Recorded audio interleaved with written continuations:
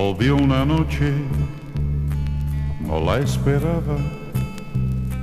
Había en sus ojos tanta ansiedad que tuve pena de recordarle su felonía y su crueldad. Me dijo humilde: si me perdonas, el tiempo viejo otra vez vendrá.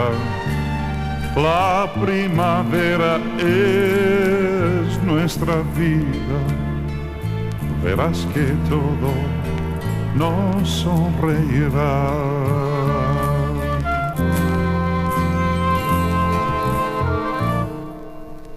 Mentira, mentira, yo quise decirle, las horas que pasan ya no vuelven más.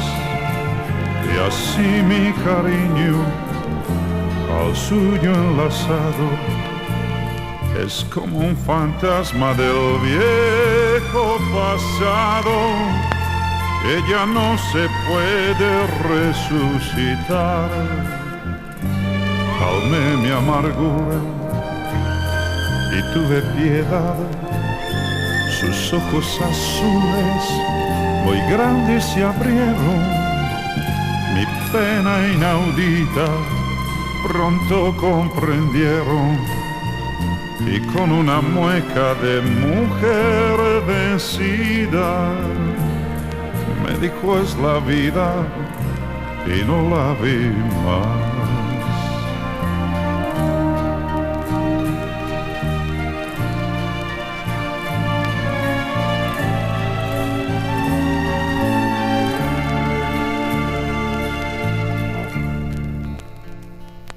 Volvió una noche, no la esperaba, con la mirada triste y sin luz,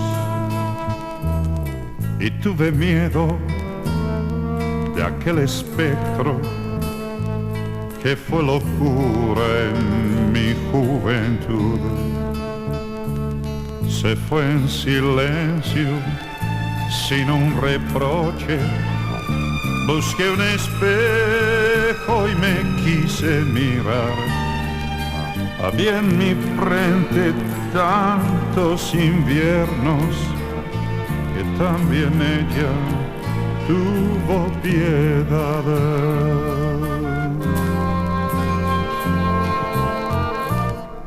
Mentira, mentira, yo quise decirle, las horas que pasan ya no vuelven más.